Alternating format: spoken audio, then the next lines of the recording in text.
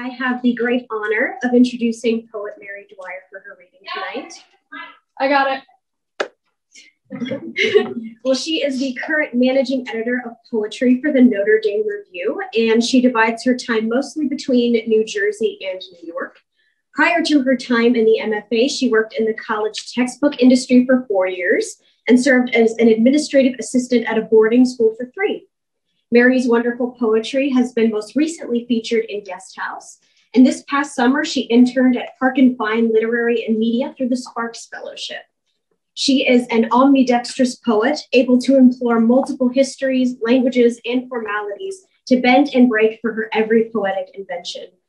Her current manuscript, entitled Feasting on the Shroud, is an evolving series of self-described dramatic monologues, witchy spells, and little ditties, embodied by a physically nebulous, ever-evasive femme speaker, explicating and often singing and wailing her holistic imprisonment by grief, desire, and loss. Throughout Feasting on the Shroud, Mary deftly collapses all of time into single brilliant moments, then weaves these moments together into a vivid tapestry of transtemporal and inventive language.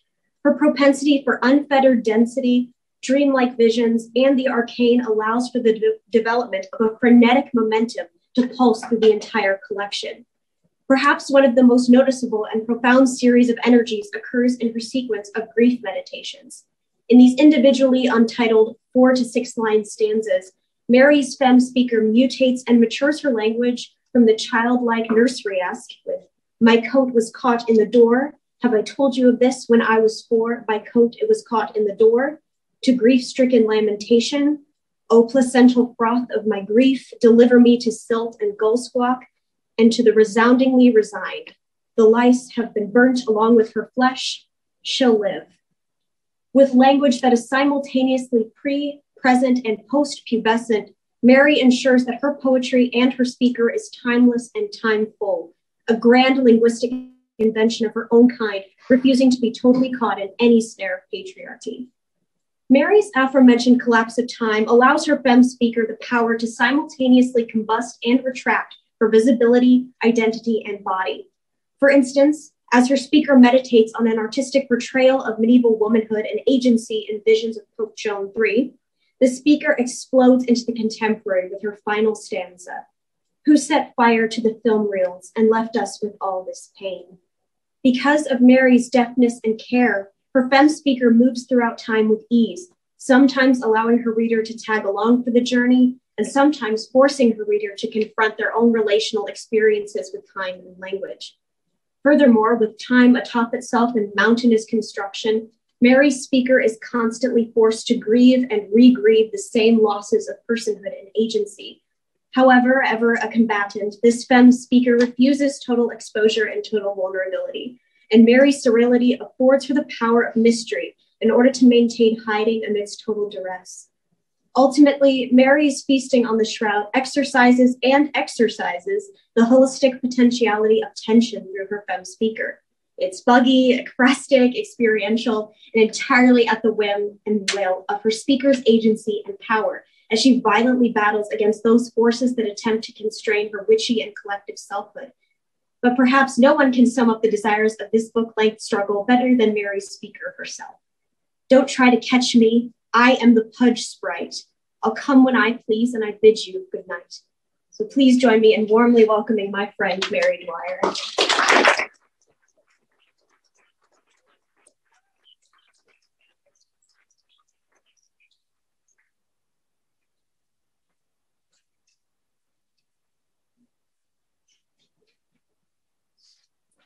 Thank you, Jillian. That's amazing.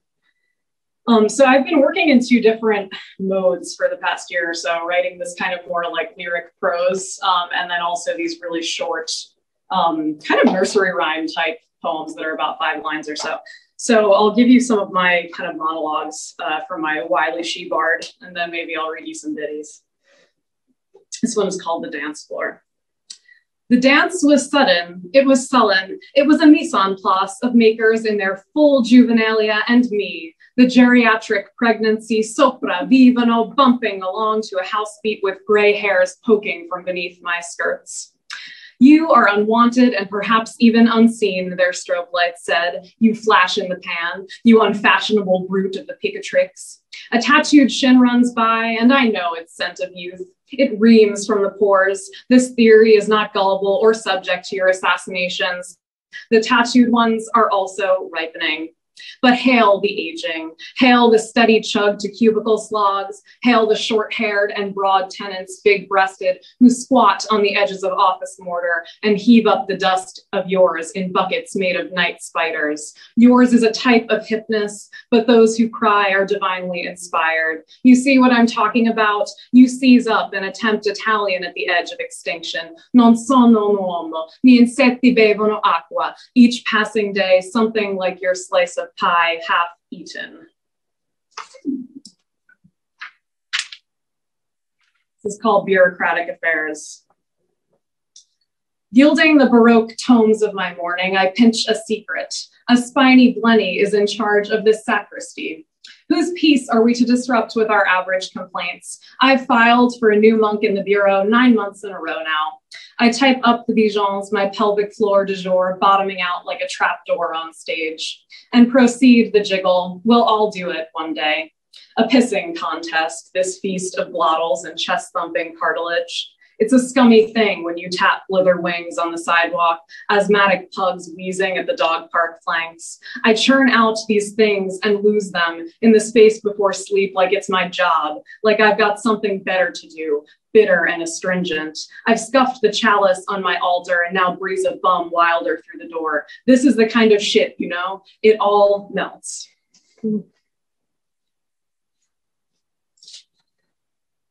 The snake pit. Cups of tea and grifting sleepiness, I'm a humble ache in the poached eggs. You saw it too, those thick snakes twisting and tumbling down the wall. Like Slitherbop, affecting my blood sugar. Neon pink slime sloughs itself up the walls and out of our little biddy, our inlet house, that flood bopper. I grass hop around the well, a seed-toothed hole in the ground. I tell my niece, who is 13 and fast, to stay away from older boys and watch her tightrope the double yellow lines in a push-up bra and short shorts. I puke in a bucket with ginger ale and Jiffy Pop at my side.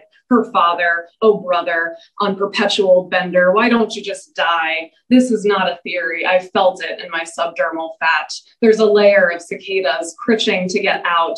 Oh, eyebarbs, I seen you in the fridge mausoleum, the roughed up dojo, the Avondale pit courts of charred barbecue left to rust. She and I were smoking here, two little girly embers waiting for the snuffing.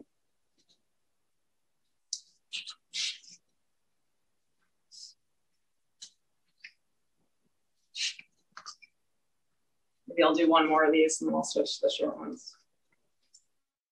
I can turn the page.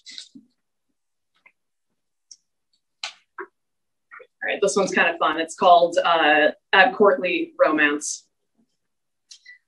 My slippery egg sac silt through my fingers and into the swimming pool. On the cusp of dawn, I wake lonesome to a segmented room in my brain folds, compartments under lock and key, my pesky fleur-de-lis. Not facile, the facsimile of my desire roasts and roils in the sun with my jitter caffeine bumping. I was left with dregs. I was drenched in sand. I was dazzled by the joie de vivre of your teeth and the thinning mat of your hair. A gullible thing, this gulletry, my night in record vinyl, in shoelaces and duck fat.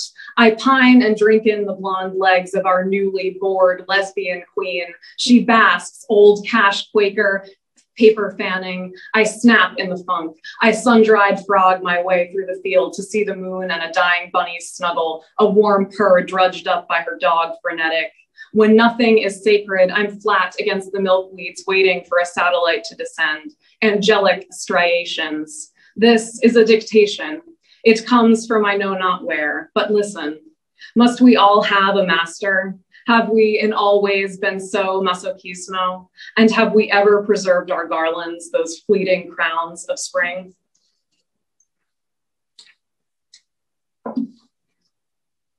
Okay, I'll do some of the short ones. And I mean, these are not like narratively linear in any way. So they're very much kind of like sound driven. So just as like a kind of guide for these. Clamping the dish and oiling the needle, a stitch on the shroud of our soap-sown glee, a hum to the cold laundry press and a rub against the ribs of the washboard. Dum-dum-dee-dum, I quake in the lone domestique. My ribbons, the candle, a cache of burnt stars, the clep of a jam to the aster ennui. To your threadbare head, I say, what can you gift me? And drift to the tames of a plasma so rubied, so deep in the sap of my thigh wound. The widow, the onion, the peak of the dower, clean chicken and begonia pinned to lapel. A drop on the wheel will keep things afloat. We parry around glass bowls of thrush ribbon lips, our stymied eyes so blear, yet so crystal. Torque the techniques of my ruinous agenda. All must lick some grass from the tine. A fat tick swells at the crook of my armpit, that hollow above a not yet breast bud. Tweeze him out, the stuck head in trenches. Lo I, the man who seethed on the tine and shucked all the lips from the spoils. When I'm up and blitzing this bower of bliss, oh my garland, it's coming undone. Oh placental froth of my grief, deliver me to silt and gull squawk.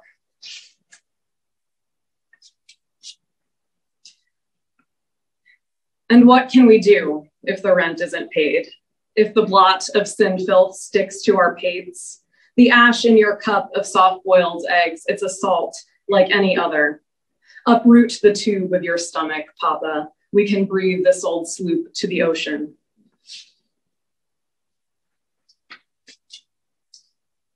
Vainglorious vestigial dentition, oh how I wait for you in the wings. Dried plums thick on the matchbox plate. The stick is I neath the Christmas tree bulbs. Tidings, oh tyings, the splendid cloth and the bundle. Spat on the branches and rubbed one right out. A thief in the sugar jar, shivered till daybreak. Green rings, burnt goose, cat on the tongue, my lonesome disaster, a crisp on the skin light, a beaker full of vials, bright in the sun.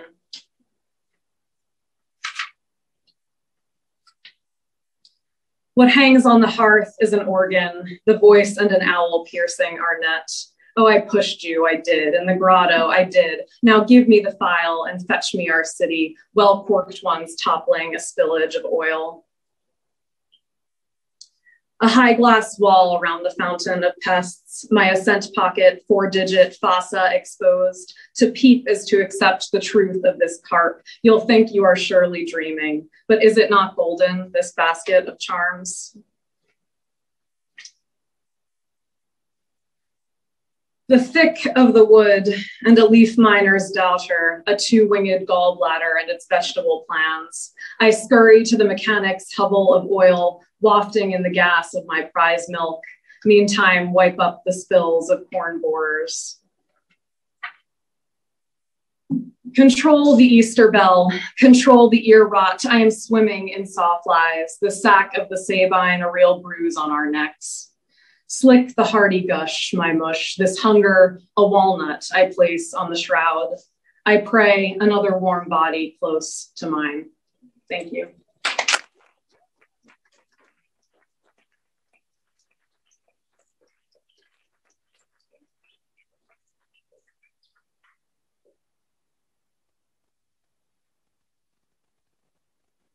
That was incredible.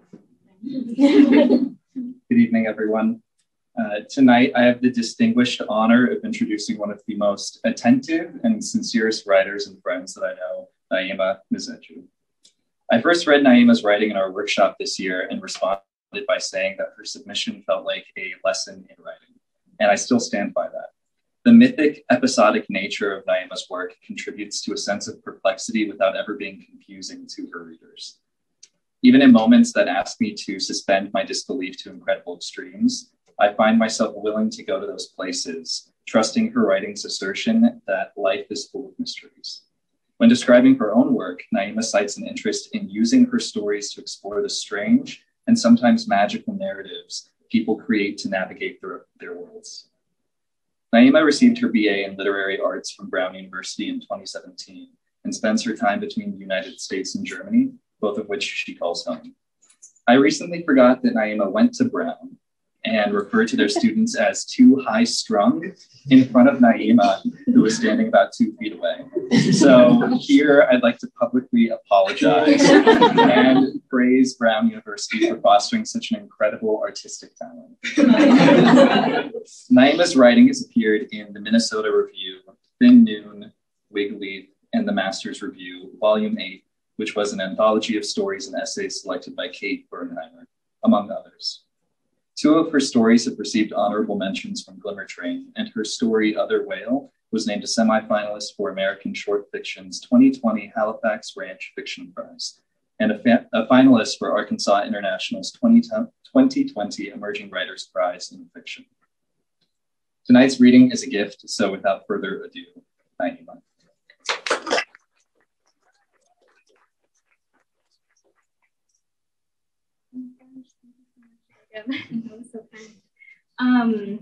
I'm excited to read in person for the first time in this program.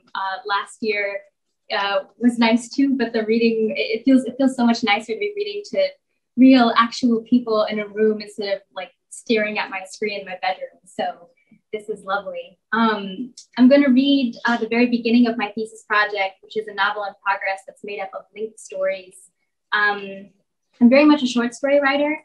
Or at least I have been so far. So the idea of reading from a longer project in progress scares me a little bit because it's still forming as opposed to something like reading from a polished short story that I can present as a finished, bounded piece. And I'm trying to get better though at sharing work in progress, to challenge my own ideas about perfection and completion in writing. So this is my attempt at that. But I also wrote down these casual introductory remarks, so baby steps, baby steps in spontaneity and work in progress. Yeah, so I'm going to be reading the very first story from this project. It's called Bad Copy, the beginning of the story. Bad Copy. Greta arrived at her new home slick with fever. The heat outside was unforgiving, the heat inside her even more so. A summer flu had nested in her when she had told her kindergarten friend goodbye, passed between the 2 girls in a sniffling hug. Greta and her mother had driven for miles across state lines to arrive in the middle of the country. She, sniffling still and woozy with the virus, and her mother, gripping the steering wheel so hard her knuckles were white ridges. Greta was of the country, its eastern coast, and her mother was of another country entirely. Greta knew this meant she was at least partly not of the country either, but she couldn't tell how much. When they arrived at their new home, a rundown apartment near the end of a row of rundown apartments, Greta took her backpack and duffel bag inside. She walked through the front room and into the room that was to be their bedroom, settling in a corner where it was almost cool, while her mother carried in one box after the other. The blinds were drawn and the room was dim. There was a nightstand in the corner that shifted when Greta leaned against it, disturbing 3 cockroaches about 1/3 the size of her thumb. She watched them relocate across the cracked linoleum. One of them sped in her direction and veered off at the last second before reaching her leg. The others disappeared before she could track them. Sweat made her upper lip dewy, her limbs sticky where they touched the floor, the t-shirt between her back and the wall a blossom of dampness. The front of the t-shirt said, "Summertime," apropos of nothing, except for that being the season. "Here we go," her mother said, when she unrolled the futon mattress beside Greta, as though they were embarking on a journey instead of arriving at the end of one. Her mother's accent kept her words clipped, while Greta's tended to stretch and twang. Greta wilted wordlessly onto the mattress. Her head throbbed in time with the overhead fan. The fan was missing a limb, lopsided like the daddy longlegs she and her friend had spotted in the driveway and carried to safety only a few days before. Greta watched a cockroach scuttle along the peeling molding near the head of the mattress and then rush across the room to the doorway. She imagined she could hear its footfalls under the fan's hum. Her eyelids fell shut. It comforted her to know that she and her mother would no longer have to live alone. Despite being densely populated, there was something slightly ajar about the apartment. Beyond the mustiness and the humidity, thrumming between the many limbs, there was the feeling of possibility, something either left behind or left to do. After the virus had been flushed out of her, the feeling drove both of them outside. Greta's mother to her job at the post office, and Greta to the gravel parking lot in front of the slumped brick building. Greta marveled at how much cooler the heat felt when it wasn't also coming from inside her. She had spent 5 days lying very still on the futon while her mother brought her broth and chamomile tea in a never-ending loop so as to make her body a flume. Now she stood in the parking lot, looking at the windows of their living room, side by side like close-set eyes, the shredded blinds' eyelids mid-flutter. The blinds in the apartment to the left were intact and partly open. Through the sliver of window, she could see a foot, milky white, raised, and seeming for a moment almost disembodied. The leg it was attached to twitched as if sensing her eyes. Startled, Greta darted around the corner to her right, arriving at a stretch of sparse, yellowed grass behind the apartment building. There was a hole there and a shovel left unattended. Greta peered into the hole. It seemed as deep as she was tall. She clicked her tongue against the roof of her mouth several times fast, like her mother did when she was warning Greta to step back from the edge of disobedience, testing if it would echo. It would not. Her clicks seeped into the wet earth and were gone. There was a whistle behind her, long and low. Watch out there now. A man stood behind her in basketball shorts and an undershirt that barely covered his globed belly. There was a faded blue baseball cap on his head, and the feet in his sandals were milky white. Don't fall in. Greta took a step back. You're new here, right? He took a step toward the pit, and she took another step back. She kept her mouth shut and her eyes on his feet, which seemed to be firmly attached to his body. Her mother had warned her not to talk to strangers. He whistled again, differently, as if in thought, and she turned to go. Wait, he said. His voice was so low she imagined it had come from beneath the ground, had traveled through his pale feet and up to his cracked lips. Have you ever seen one of these? He pointed at the ground halfway between the two of them. On a patch of dirt rested a small creature she had never seen before, with a shiny black body and emerald-veined wings. Greta leaned in close, and its dark, beady eyes stared up at her like miniatures of the man's eyes. Cicada, the man said. These guys are the sirens of the summer. Greta pictured the insect emitting a sound like an urgency-stricken police car. She couldn't take her eyes off its eyes. You'll hear them tonight, the man assured her, and every night till the summer is over. I'll probably be asleep, Greta said, feeling very mature at having mentioned her bedtime. The man shook his head. They start early. You probably heard them since you moved in and didn't even know it. What do they sound like? From far away, kind of like throbbing static, kind of like a pulse, the man said, crouching down next to her and the silent cicada. It's hard to describe, like a really good song. A good song? Any song you can think of that you like. It's hard to describe why, isn't it? Greta wasn't sure. She thought of a song that had come onto the radio while she and her mother were driving west, a song that she had wanted to listen to again as soon as it ended. Then, though, she had known exactly why. While it played, her mother's hands had relinquished their grip on the steering wheel and slid down its arched frame until she was guiding it with only the softest touches of her fingertips, light and percussive. She stood up to go inside. The man stood up too, his eyes still on the insect. Cicadas sing the same song every night to look for a partner. The words sounded like he was caressing something very soft. Over and over, their favorite song. When her mother returned from her mail delivery shift in the late afternoons, she forced her tired feet into a cockroach-killing tap dance. Her sneakers slapped the linoleum so loudly that Greta could not hear their exoskeletons cracking like pistachio shells, but she imagined she did. Bastards, her mother would yell as she whirled from room to room, disturbing their nests and catching them when they scattered. And Greta knew she wasn't just talking about the cockroaches or the landlord couple who neglected to return her calls. Not in my house, she would growl, and Greta silently disagreed with her about whose house it was. She would watch, tearful but unable to look away, as they became ever more alone in the apartment. In the evenings, Greta imagined she heard the footfalls of the cockroaches, cold but resilient, and accompanying that, the truly audible sounds of the classic rock the pale neighbor listened to, and the heated arguments of the couple who lived to the right, and surrounding everything, the rhythmic call of the cicadas. They would eat an easy prep dinner out of some box or other, and then Greta would sit at the folding table in the corner of the kitchen and watch her mother do the dishes, her hands efficient but graceful. When she squeezed the half-empty bottle of dish soap, it emitted a spray of bubbles, some of which settled on her hands in sudsy, ephemeral barnacles. Her mother like a ship, the kind with the stoic bust of a woman at the bow. Her mother the figurehead itself, seeming at first glance like she was steering, but really, as Greta would learn much later, fastened to something that was steering her. Greta's bedtime stories were letters her mother had stolen, occasionally and selectively, on her delivery routes over the years. Intercepted, she called it. A few weeks after their move, she brought home the first letter from her new route. It had been written by a girl named Liza Carson from a few towns over to her grandmother, a woman named Sharon Burke, who lived on the opposite side of town from their apartment building. Dear Grandma B, her mother began. They were sitting on the bed they shared, which had been upgraded from the futon to a garage sale acquired mattress and box spring.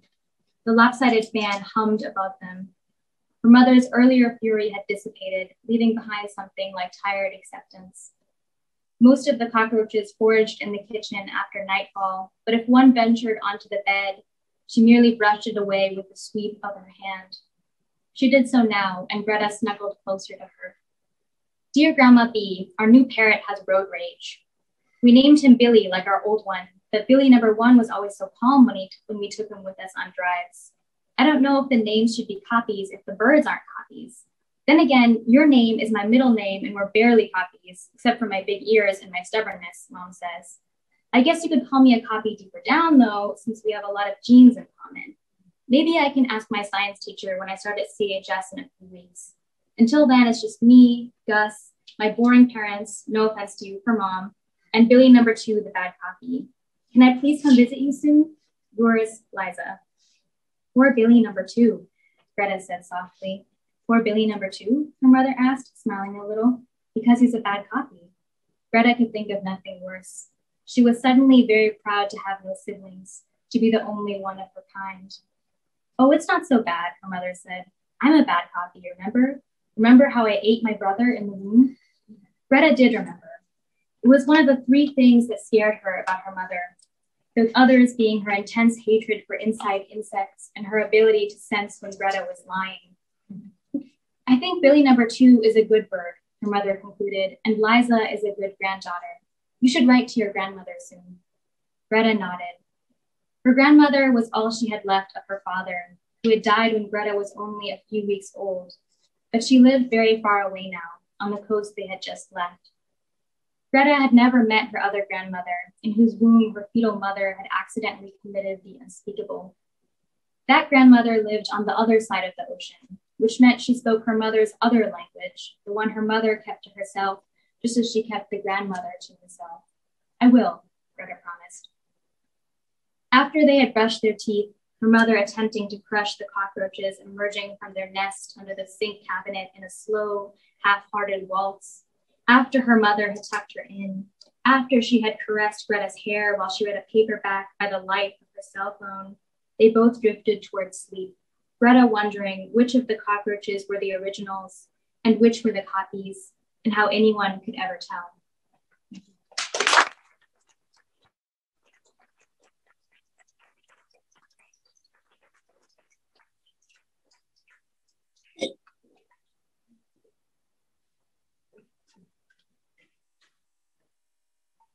Apologize for my lack of preparation. So I'm just going to hold it up. Guys. That was a great reading, by the way. That's the first time hearing your work.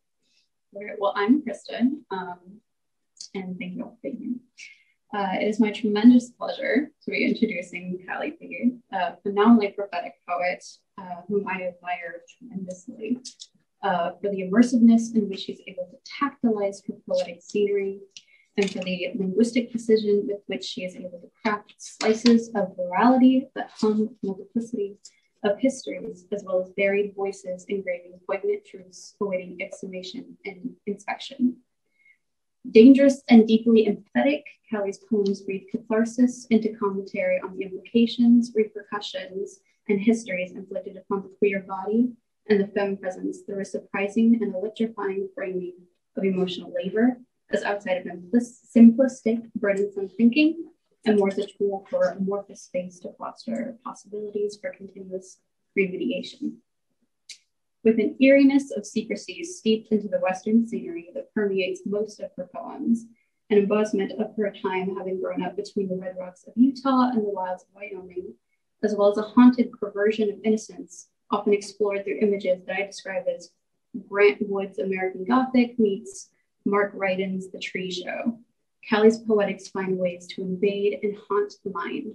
Her chilling retellings of horror flick-esque cinematics, playing a loop in the brain even after many nights upon reading her works that is both frighteningly inescapable and violatingly penetrative. With that being said, please welcome me.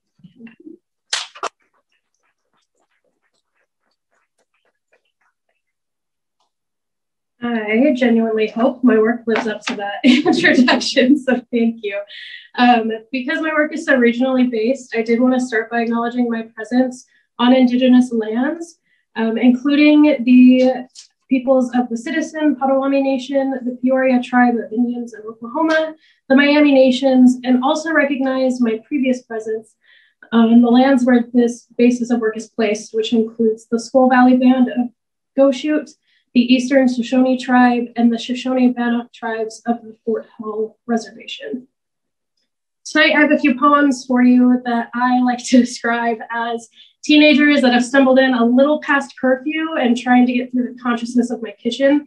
So, as poetry always does, they're still a work in progress and they're still moving. So, hopefully we find that. I stripped most of these of their titles because I felt they're just not ready to have them yet. So I want to note by numbers, if that's okay with you. All right, number 1. They left us in the coop again. We, a gaggle of girls, pass ribbon, paper plates, paint pens, carving fox faces on crude craft masks. We dance round the hens like our being there was their fault. We collect eggs and suck them down raw shell. We tire of tying, retying, masks falling, talon needles stitch our fox faces tight against our skin. Our hands are mud mitten, chicken shit, eggy bits. We crow until our throats bleed. To note this is number 2. Thank you, Mary. There is nothing quiet about this place. Trees hum, dogs fight. Bed springs creak in bad drink delirium. They say, stay quiet, but one of us cries. So we intertwine our fingers, try to stifle it, but still it spreads to her feet. So suffocate them we must, beneath blankets and pillows, but the crying tries to outrun us. So we do anything we can to shut it up. We lock our bodies against her body until none of us remain except iron masked limbs, painting purple peonies into her skin, while the crying finds a mouth in her belly. We fuse together a nightmare dance. Down the road, beneath the freckled sky, a whining bitch whelps. Her wandering bones find peace in the distance from the barn, the strangled lock of limbs, the studs, the sires. She howls a lullaby and sleeps wrapped in silphium sheets. Number 3. Wind shook the trees dry. She plucked laundry from the line, beckoned through rafters and filled our lusting lungs. One by one into the night we crept, a barefoot parade performed by wild women, ghastly girls, and we gathered at the pens. Banshee babies cradled against her sharp crack of cold. We loosed each other's braids, raked fingers against tender scalps, moans of metamorphic euphoria. Together we sang, melodies of making blooming red windflowers beneath our feet, her harmony, a whistling slip against our skin, histories, forgotten faces, bedtime stories played in the air. We whispered her name while her fingers tickled our cheeks. She was a tornado escape, pulling everything to us, spinning faster in radical redemption, cosmic revolutions entangled the dust, the grass, the trees, the rivers, the hills, the sky. She ripped the farm from its foundation, lifted it higher, higher, higher, until she let it slip from her fingers just to see if it could fly. We'll pull back from those sweet girls on the farm for a second. We'll pull back farther. Let's go to water. This is what I would consider my wild part of the evening, meaning no one has heard it. I don't think I've ever spoken it, and we'll see how this goes. It's a weird thing to be so drawn to this like farm life and then always pull towards ocean images, but here we are. It's easy to love something in its beauty, to stay on the pier while minnows spin and circle below the surface. It's a simple thing, to turn your face to the sun, eyes closed against the warmth full of sea breeze and laughter. But when the sky hides behind rolling clouds, when the winds flood the pier and your lungs with salt, when the waves sweep up your body, break your skull against the concrete, snap your back and your body in two, will you love it then? Will you smile on? Teeth glinting in the shallows, face rubbed raw against the sand, will you love it past the beauty, past the storm, past the seagulls picking at your eyes while the crowds make home in your corpse? I'll end the evening with two pieces that are inspired by something called Cowboy Poetry. If you're not familiar, I would suggest a YouTube. It's kind of incredible to watch these cowboys, cowgirls, cow people come off ranches and dust on their boots, and then they just start spouting these mad lyric descriptions of campfires and cattle brands, and it's an incredible thing. So that being said, this is what ties me the most to my home, I think, and I'll end with these two pieces. This one does have a title, and so does the last one, but this is Concerto 58, a haberdashery of family values. Whirring sewing gears fill the gaps between the morning sun and my mother's fingers. I sneak into the room and hide myself between the bolts to steal a front row seat. A conductor's hands.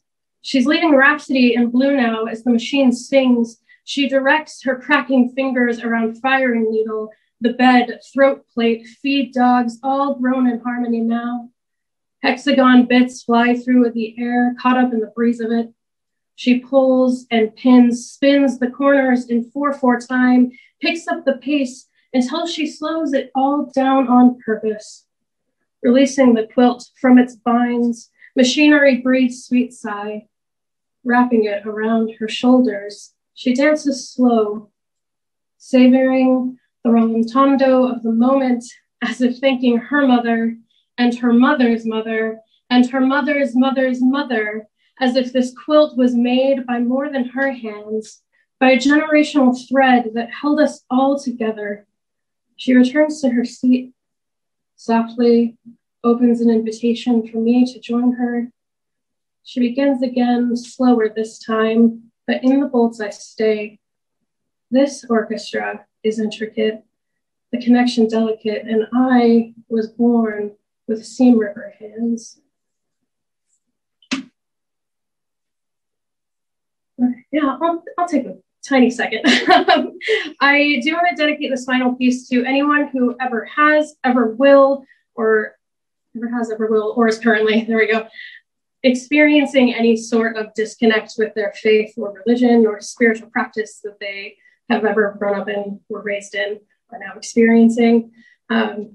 This goes out to all of you. It's titled, If Any One of You is Faltering in Your Faith, I ask the same question Peter asked, to whom shall you go? What will you do?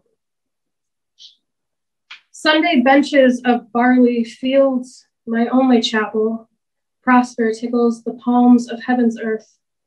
Summer sweet sacrament, rolling golden, Wyoming wind, softest hymn. In this valley, I've communed with Christ.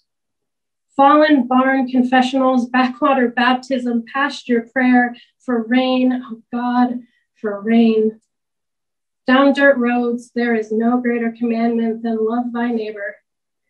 When the tractors are weary, but the harvest needs done, when the storm uproots the chokecherry tree, when the fields are burning, to whom should I run? If they ask who saves my soul, tell them I'm in the hayfields. Tell them I'm lost in the labor. Tell them I've found salvation. Tell them I'm home. Thank you.